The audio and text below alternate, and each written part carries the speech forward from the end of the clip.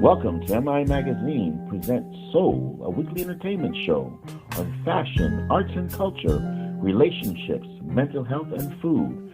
Our weekly guest hosts are Christy Grace Chambers, Carla Hill, Dr. Delvena Thomas, and Chef Irie. Now introducing our host, Miss Nicky, Gelin. Hey everybody, and welcome to MIA Magazine presents So hope you had a great Wednesday. So again, my name is Nicky G. Nicky says YOLO on Instagram. We are here every single Wednesday at 7 p.m. So thank you so much for tuning in. So I want to start the show by saying that we have at least 2 more Sundays left before Mother's Day. And I'm trying to figure out what to do for my mother. Like I want to do something special, something different. Yeah, there's dinner, there's taking her shopping, but what else is there to do? You know, I want to show her that she is super appreciated, especially on that day. So what are you going to do for your mom, your stepmother, that woman that actually raised you, that woman that actually groomed you, nurtured you, gave you advice, inspired you? What ideas do you have in place for her?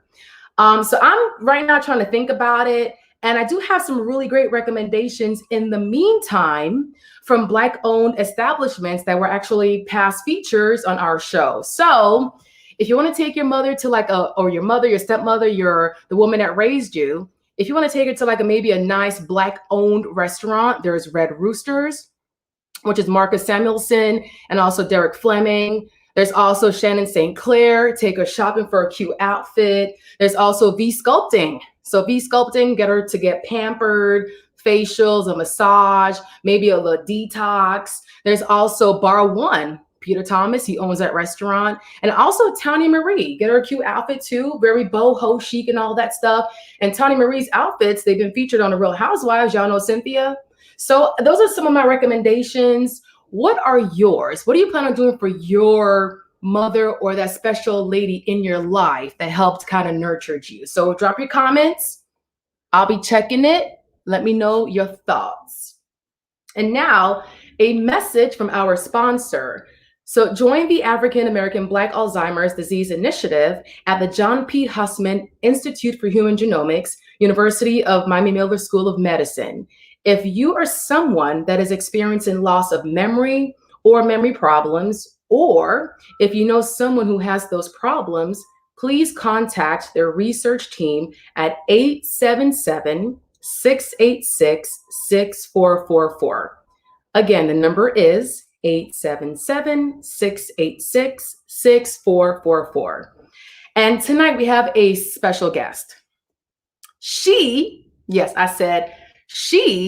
the CEO and founder of Seven Hillz Production. She is a screenwriter, producer, a director, especially for the HBCUs community. So you don't want to miss out. Stay tuned. And now I'm going to pass this over to my first co-host. She is our wonderful Christy Grace Chambers.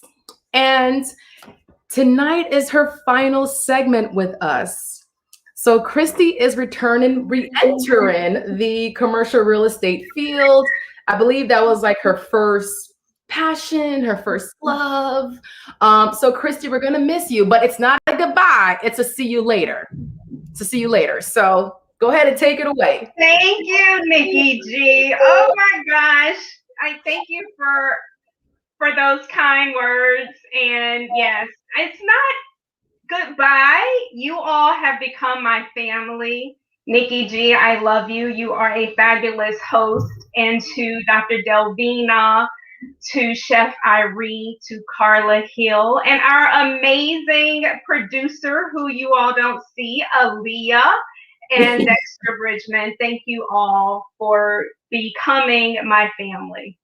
But tonight, we are talking about the Oscars. You know, if there's an award show on TV, Christy Grace Chambers with I Am Chic is going to talk about it, right? So let's get started.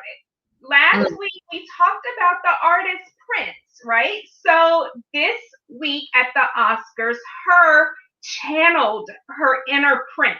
Prince wore this in 1985.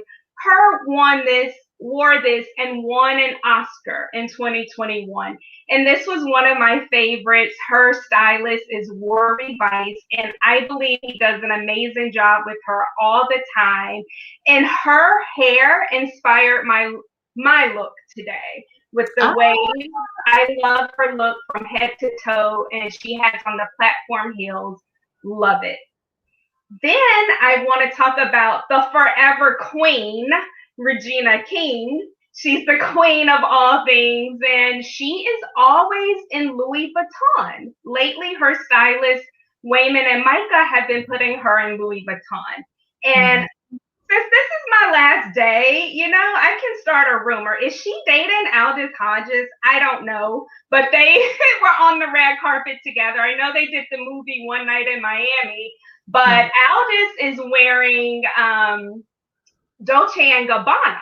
And he tends to always wear Dolce & Gabbana too. And his stylist is Law Roach, who's a very famous stylist.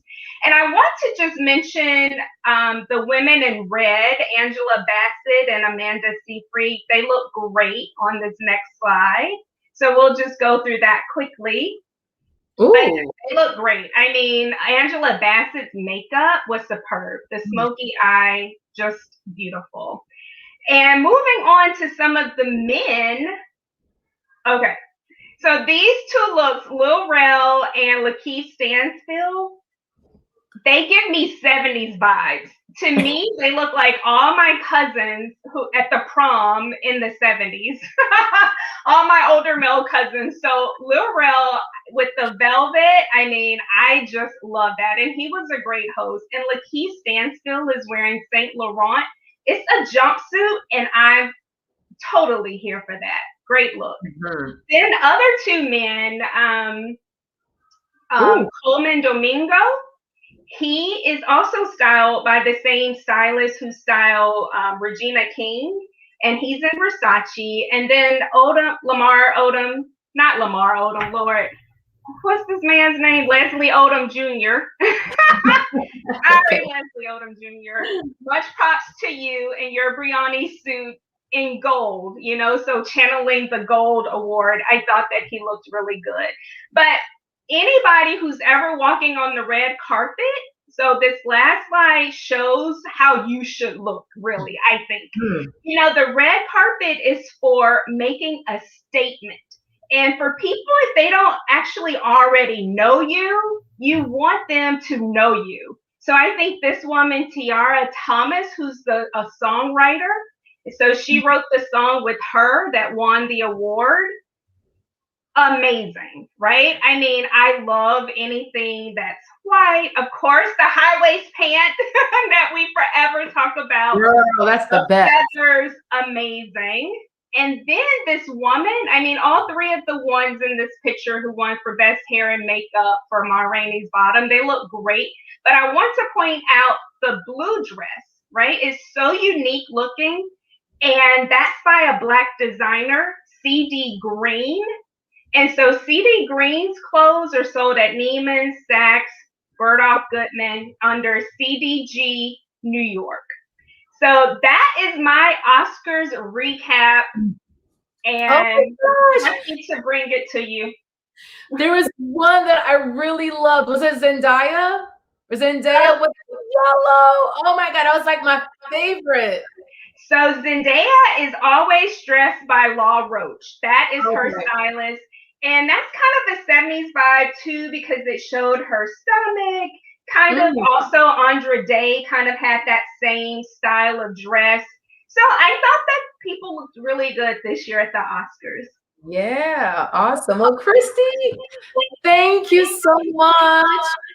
But we'll see you with 6 in the Mix, right? You'll still be on that segment. Well, I am not doing 6 in the Mix anymore too, either. But I am doing a fashion styling event at Julian Chain Boutique this Saturday. I'll be there from 2 to 4. But really, I'm focusing on continuing with my I Am Chic clients that I currently have. limited with new clients, but focusing on commercial real estate. That's something like I did for 13 years, and I'm happy to be back in it. Awesome. Well, Christy, okay, so we'll see you later. And now on to my next co-host. She's our mental health and wellness advocate. She's also the host of the Brain Love podcast, Dr. Delvena. Hey, Nikki, are you ready to take the couch? For you, I'm always ready. Go ahead. Perfect. I got something really good for you tonight. But first, I just want to say I will miss the heck out of Miss Chambers. I don't want her to go, but I know she has to. And Christy, listen, I'm looking for commercial property. I need you to find me something so I can open a little bar/lounge. So hook a sister up. So let's get back to the brain love topic. So, May is Mental Health Awareness Month. But we talk about mental health awareness every week here on the show on Wednesday nights. In addition to my Brain Love podcast, we discuss those things. And I'm telling you, I'm reading this book currently called The Fifth Agreement. Have you heard of that, Nikki? I have, yes. It's awesome. It's such a reminder of all of the things that we have to do in life to live life healthy, to feel happy, and not to feel challenged by our own qualms. Oftentimes we create our own issues. We create our own challenges because we create these delusions inside of our head about ourselves. That's absolutely not true. And so The Fifth Agreement is a book by Don Miguel Ruiz. It's called The Fifth Agreement. And he's basically talking about the 5 main things that we have to do on a consistent basis in life to live healthy and to be happy. And it's not a heavy mental health book at all. And the one thing I appreciate about this book is he repeats concepts continuously throughout the book. So you're going to learn this information that he's teaching you. I want to read an excerpt from the book, if you don't mind, if that's okay. Yeah, go ahead. Unlearn all your lies. Unlearn all your lies. Master your transformation. Unlearn what you've already learned. You've learned by making agreements, and you unlearn by breaking those agreements. Every time you break an agreement, the power of faith that you invested in that agreement comes back to you, because you no longer need to spend your energy keeping that agreement alive. You start by breaking agreements that are small and require less power. As you unlearn, you begin to dismantle the structure of your knowledge, and this frees your faith. As you recover your faith, your personal power increases. You'll become stronger. Your will become stronger. This gives you the power to change agreements, and then another after another and another. Your power keeps growing, and you become more powerful, and you find anything is possible. Soon you're making agreements leading you to happiness and joy. Let's unpack that.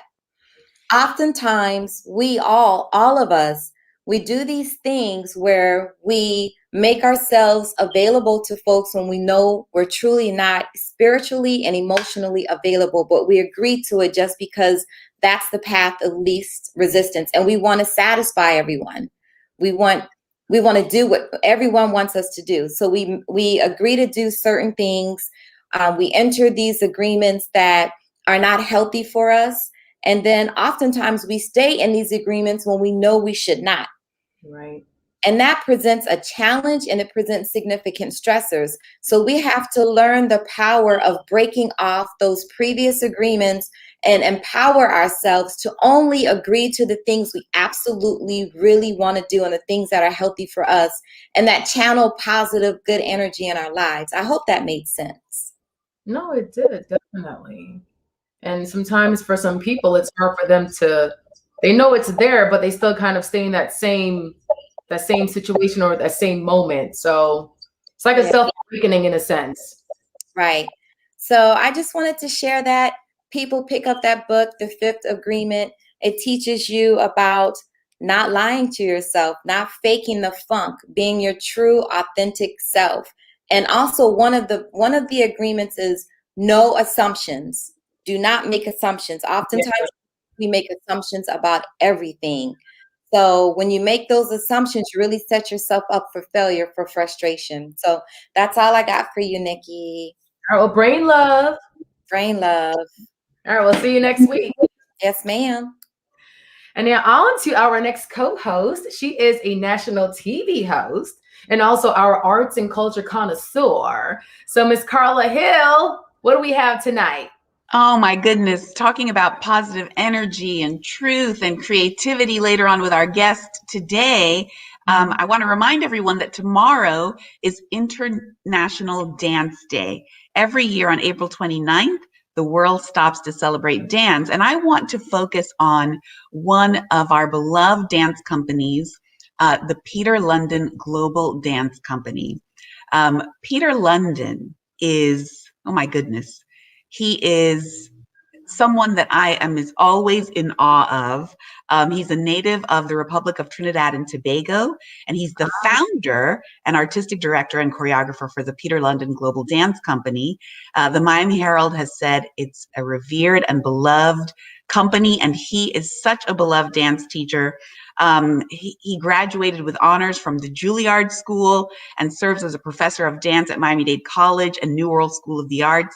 And he's an active member to some of the biggest stars in professional dance.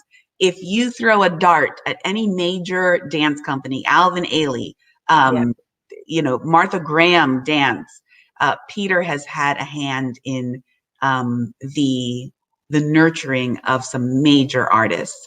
As well as he had a very illustrious dance career with the original Alvin Ailey, as well as Martha Graham.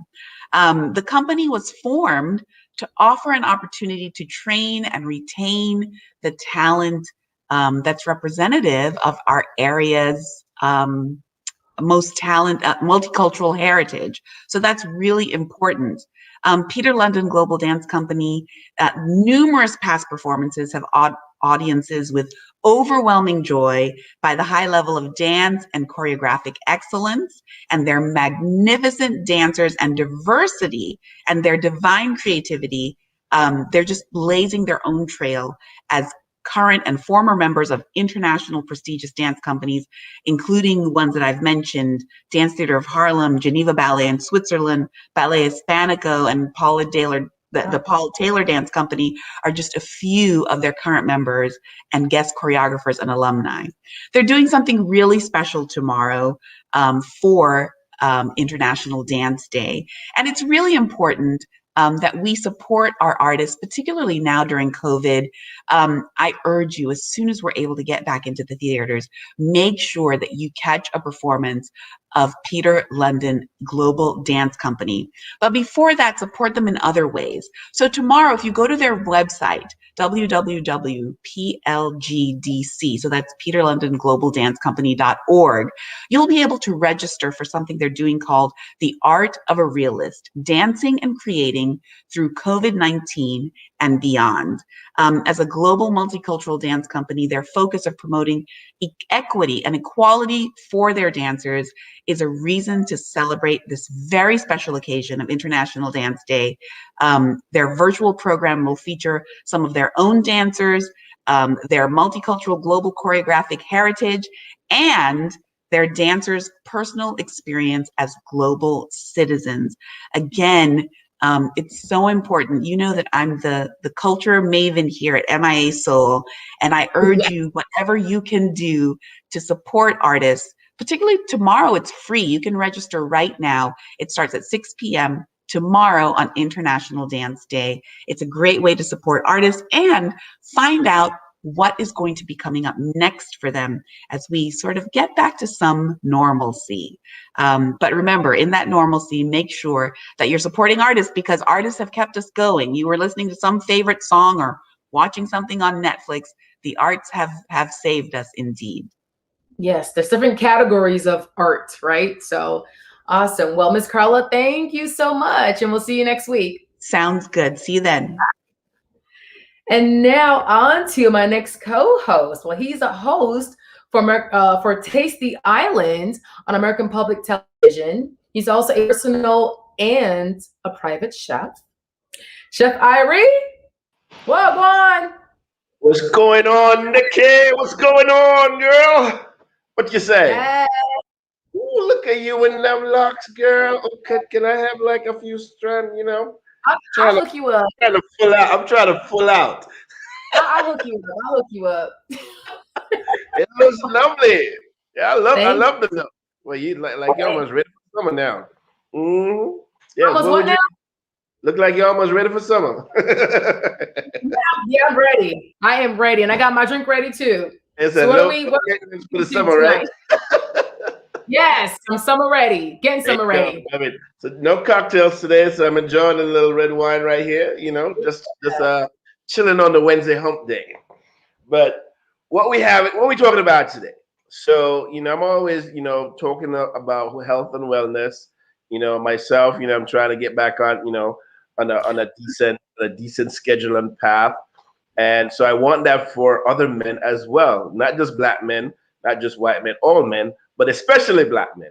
But anyway, so this month, even though we've had several shows in this month, April is Testicular Cancer Month.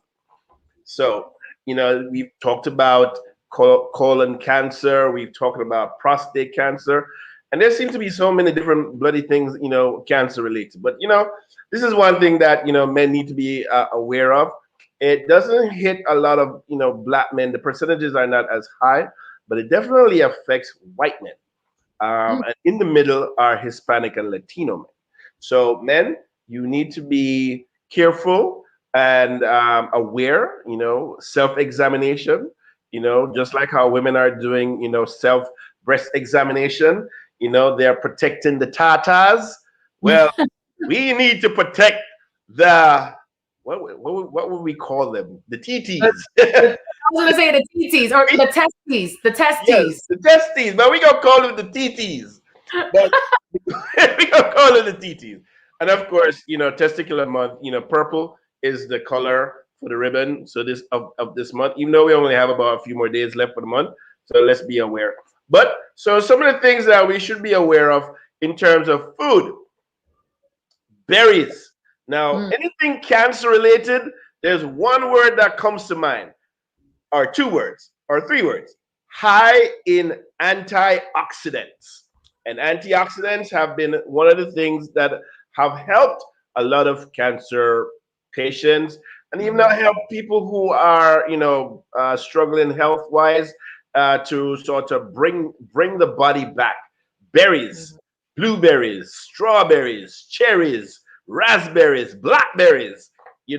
All of those things are definitely great because of they're so high in antioxidants. Apples, of course, are also one. So the other, when you're cooking, garlic and onions.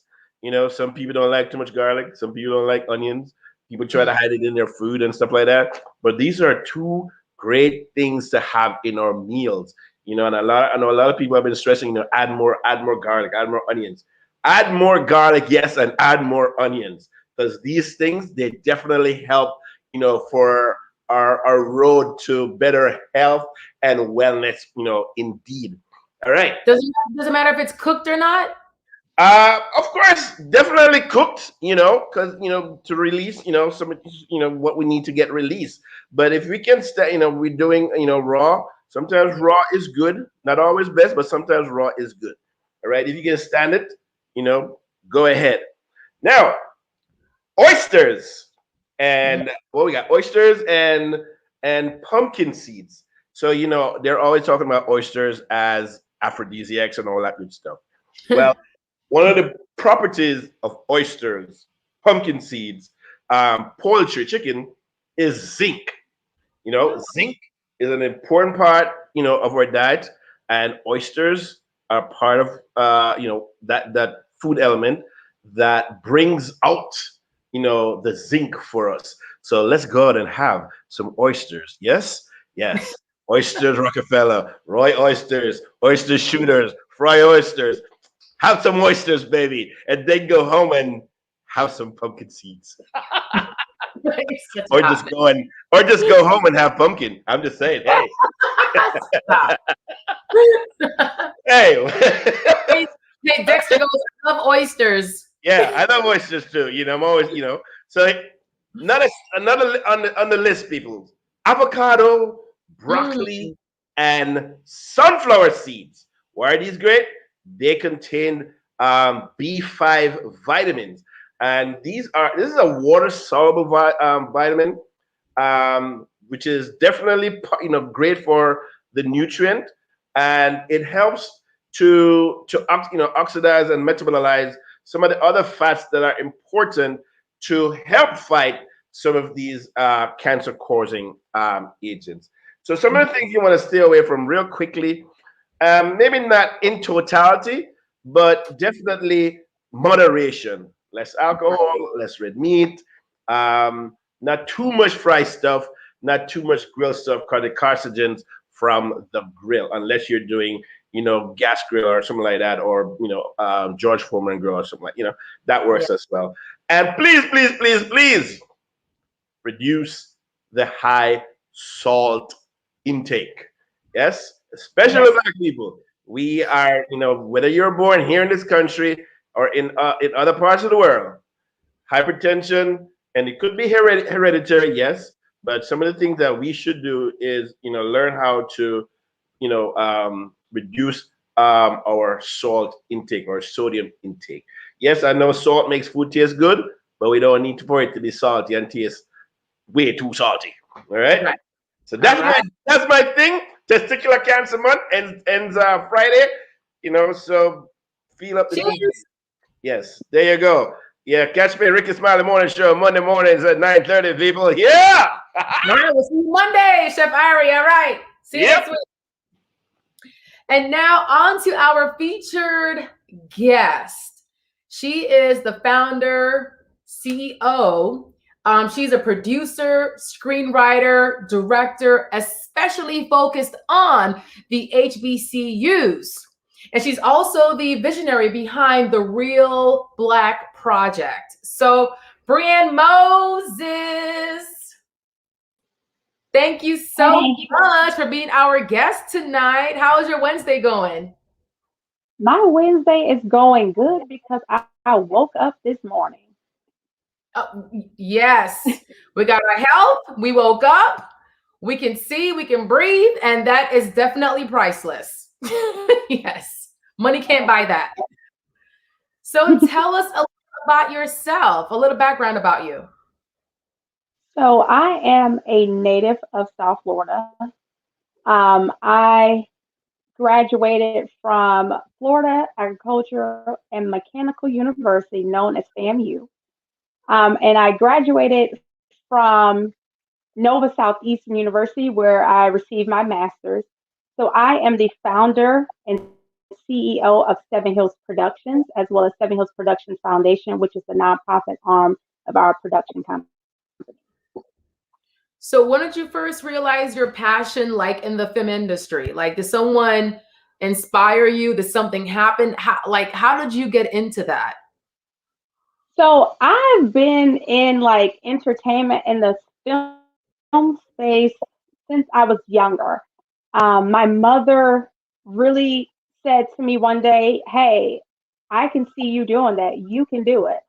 So what did she do? She went and had headshots taken of me. I was modeling and I was doing a lot of different stuff, throughout South Florida. And then so from there, with a lot of success in entertainment, I said, well, I need to continue to drive and go, but I want to stop for a second and go to college. So that's when I decided to put that dream on pause, and then go to Florida A&M University. And then after graduating, I said, okay, I want to get back in this space. What am I going to do? So I reached out to a few contacts that I've known throughout the years. So I started working with other production companies in their various productions. And then I said, you know what, let me continue to go. I want to continue to to tell more stories about our people, about women, and let me create a space, that I can, continue my mission and talk about HBCUs. So that's when I came up with, saying, you know what, Seven Hills Productions, this is the name, this is what I'm going with. So, and I've been going, nonstop. And I am grateful and thankful for, the HBCU world, as well as my family. So, okay, so what's behind, how did you get the name Seven Hills? Like, what's behind that? So when you think about seven, I think about it biblically. And there was a lot of obstacles and hills for me to go ahead and climb. So with everything of starting, getting people, involved, finding my tribe, I said, you know what, it's seven different pillars and things that I went through, to really get everything, started. So I said, okay, seven, let's roll with it. Let's, we have God on our side and always. So let me just roll with that. And then those obstacles and different things that I climb, I said, okay, Seven Hills, here we come. And then that's how it was birthed. That came about. Okay. But a lot of people think with FAMU, the highest is Seven Hills, but that wasn't my initial thought. But with speaking with other people, they were like, wait, did you name that? And I'm like, no, that wasn't even the first thought. But, hey, shout out to my rattlers. Do you know Marilyn M. Ritchie? She's like, FAMU. She's like propping you up. So I don't know if that's somebody you know, but I'm not familiar with her, but I believe that she is a rattler. So hey, rattler, how you doing? Because when we see one another, we show up and we show out. And then she goes, FAMU is on the highest Seven Hills in Tallahassee. Oh, it's on the highest Seven Hills in Tallahassee. Right. Okay, gotcha. Makes sense. Okay, so what obstacles did you have to face and overcome in this industry, especially being a woman of color? So, being in the space of people actually taking you serious, but when I've connected with so many people in my tribe that I don't have to focus on negativity because my tribe protects me and directs me and say, hey, let me guide you on this. I see your vision, but here's something else that I think you should, think about. And they help assist with a lot. So when I tell you I lean on my tribe of people, because I have a lot of people that are in the industry way longer than I am. So of course you have to bounce ideas and questions and things off of them. So they give me their honest and professional, opinion and advice. And I am very appreciative of them. If they are on here, thank you all. And I love you. So what are like one of your proudest moments, unforgettable moments? Okay, my proudest moment was graduating from FAMU. Like for my father and my mother and my cousins, like when I tell you my family, they traveled. So everybody came from South Florida, the Northeast, like Connecticut, New York area. Then I had some friends that came from the Midwest, and a couple family members came from the Bahamas and places like that. So they all came together.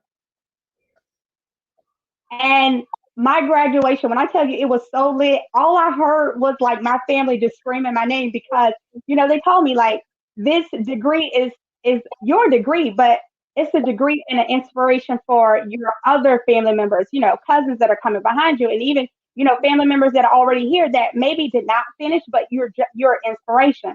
And then another proud moment is when I graduated my master's. My father yelled to the top of his lungs, and that was the only thing that I can hear, him calling my name, turned around, and once it got quiet, I was like, hey, Dad. And so like everybody just started laughing, so those are two of my proud moments. But I mean, I've had so many proud moments, with a lot of different awards, people acknowledging a lot of the hard work that I'm doing, and mentoring college students, I love talking and being an inspiration, to a lot of people. So, listening to a lot of college students tell me, obstacles and hurdles that they're, going through. And I'm just like, you know what? I've been there. I've done that. Let me tell Yeah. you my story. So, Mhm. it's always great to listen. And I tell a lot of people, there's a lot of knowledge that you can gain if you just sit back and be quiet. Mhm. Listen to other stories, other successes, other downfalls. And you from there can pivot and move and go and, figure out a few things. All you have to do is just listen. Yeah. So I've been successful with doing that. Wow, I'm sure your dad was, yeah, that's my baby girl. That's my girl. Okay, I'm just trying to like envision, like, okay. No, literally, So- he did that. He did that. Okay, so I want to talk more about the Seven Hills Production Foundation, and we're going to show a few slides as well, so we can just kind of talk through these slides. Okay. So really quickly, what is the the Real Back Film Summit? So the Real Back Film Summit, what we do is our cornerstone event for the nonprofit.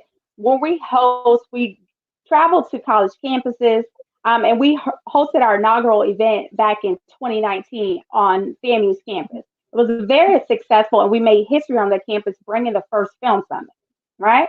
So as an alumni, I wanted to bring something back, and with the focus on HBCUs, because I'm a product of a HBCU and I'm a generational rattler. So I'm just not like, okay, it's one of few that are in my family. No, there are a ton of us that are graduates of FAMU as well as graduates of Florida Memorial, Bethune-Cookman, Edward Waters. So, Texas Southern. So, and Howard, cannot leave Howard out because my cousin would kill me. So, it's HBCUs, throughout our family, but I wanted to really focus on the emphasis of HBCUs because even, going to a PWI and seeing the dynamics that was extremely different from an HBCU. And I know my love and my passion is for my people. So I wanted to create something with that emphasis and bring it back to FAMU and other HBCUs. And is that, Aaliyah, is there like more slides or? Okay, here we go. Yes. So what is this here as far as panelists and special guests? How does that tie into the whole, process? So what we had were what you see right now are photos of the panelists, featured panelists that we had at the film summit. So a couple of our panels were talking about what makes Hollywood look good. Talking about, the business of producing, the business of directing, because a lot of people have great ideas, but they don't have the business aspect. So we wanted to incorporate different avenues within the HBCU world, so different schools. So we reached out to the School of Business, the School of Journalism, the School of Theater, to incorporate those students to be a part of it. Right. So this right here, you see the flyer that was shown. Oh, right here's this flyer that we used to advertise what was happening. We had our first scholarship recipient by the name of Jasmine Johnson. She just recently graduated this year. She's out in LA doing her thing. So her scholarship, what she did was she used that money to greenlight her project. So with our scholarship, you can use it two ways: to use the money towards your tuition, or you can use it to greenlight your production. So, and that's what she did. She took the money to greenlight her production, and from there, now it's streaming on Apple right now. Oh, so is it like a long form like program or? Okay, so I'm just trying to understand this. So they have a scholarship and they're able to use that money out of ways, but she wanted to focus more on the project, should I say movie or should I say documentary or? It was a short. It was a short. Okay. So some 30 minutes or more. I don't know. I know like long form. It was literally 6 minutes telling her story. Okay, and it was on Apple TV right now. Yeah, it's streaming right now. Okay, I see. Okay. And as far as And then Seven now we Hills, have. oh, Oh, I'm sorry. go Go ahead. ahead. No, I was going Oh, to say. So then from there, we had one scholarship recipient in 2019, and now 2020. We tripled. So we had three. We have three scholarship recipients, and now 2021 we're tripling as well to be able to reach out and assist more students. okay, I see. I see. So, okay. And as far as Seven Hills Production, your company helps with the producing and the screenwriting and directing of like their projects and their vision. Are you guys like hands-on with that part? Yes, we are hands-on right now. I am talking with the board because we want to expand and do a little bit more. The board, Okay. meaning the nonprofit board. So we're reaching and we're doing some things. We're also in talks with a few HBCUs, partnering with them, and with hopes that other HBCUs will come aboard. Okay. Wow. No, that's awesome. That's definitely awesome. Wow. Yeah, I was a thespian back when I was in high school. I did a little musical theater, a little acting. So no, Okay. but that's good that you're here to make a difference and you want to help them because you don't really see like a lot of us in that industry.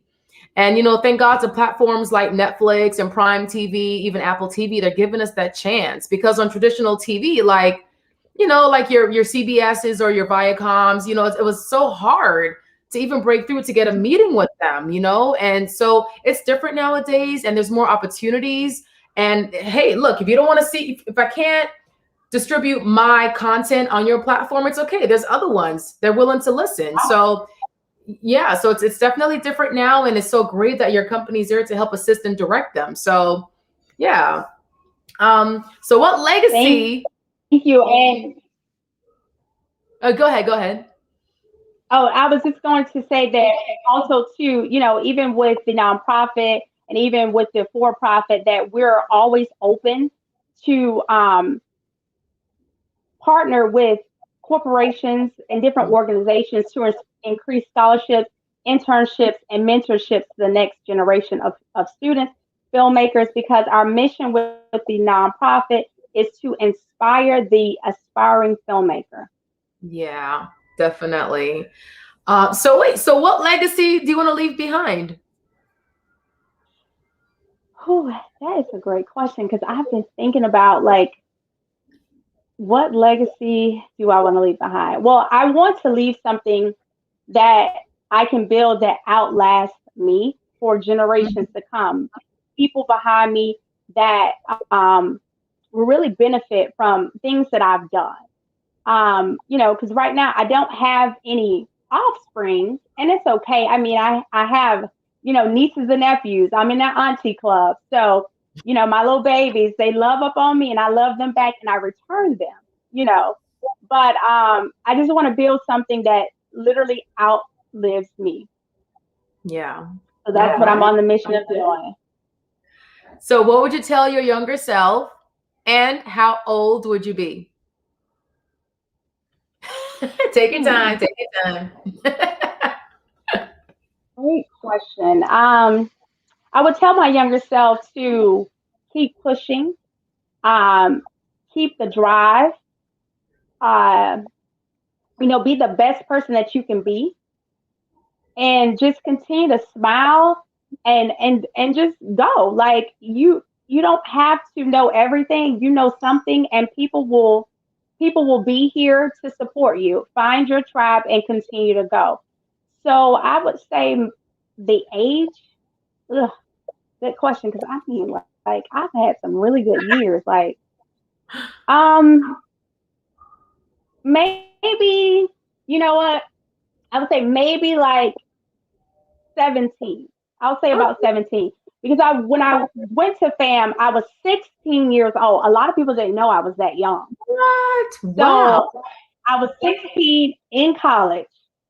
Like I did not know. I'm like, because I'm saying to myself, like, oh, I'm out of my parents' house. I'm thinking I'm grown. Like I can go and have a good time. Please, you need to be 18 to do anything. So I'm like, oh my God. Right. Reality set in really quick. So, I was always about my my education, my studies, because my parents told me that, you know what you need to do. We're sending you to college and you do what you need to do. Do not come back home outside of what you need to do. Bring that degree back. Don't bring any baby. So I'm like, and I'm looking at them like, wait, what? So, but once I got there, my parents also told me not to be a social security number. Get to know your professors, get to know people in your classroom, because you will meet lifelong friends. And I can tell you, I still have those professors that I still communicate with, and I met lifelong friends. But at the tender age of 16, on FAMU's campus, I had older cousins there. So they did assist, with me getting into places or going and doing, not having the right ID, but it is what it is. Oh, yeah. I had a good time though. Okay. Well, Breion, thank you so much for being our guest tonight. So we can follow everything, and hopefully things are slowly opening back up with the whole pandemic and everything. So looking forward to just, having more foot on the ground as far as production, producing, being on set. So thank you so much for sharing your story. And we'll see you soon. Thank you all for having me. We have some upcoming productions right now coming up. So we're still in negotiation with a lot of stuff, but due to COVID and the numbers shooting up in the state of Florida, we had to push back, production. So, I keep telling people it's okay, because the timing, when it happens, it will be perfect. So for all of those other, filmmakers, production companies, I know in the height of COVID, the numbers are increasing. Times will change where we can get back out to really do, what we love, and then hone in on our craft. So you all keep the faith, and thank you all for having me. Thank you. Have a good night. You too. Bye. Bye-bye. And everyone, please remember to tune into our Lunch with Legacy Leaders with Anne-Marie Serral.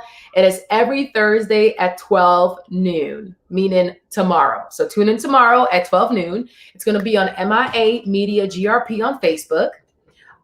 So again, that is tune into Lunch with Legacy Leaders on Facebook. It's MIA Media GRP. And also, so what we do is we interview thought leaders on issues impacting the Black community within South Florida. And this segment is brought to you by the Florida Lottery and the AARP. So stay tuned for next week's guest. Y'all have a wonderful night, and peace.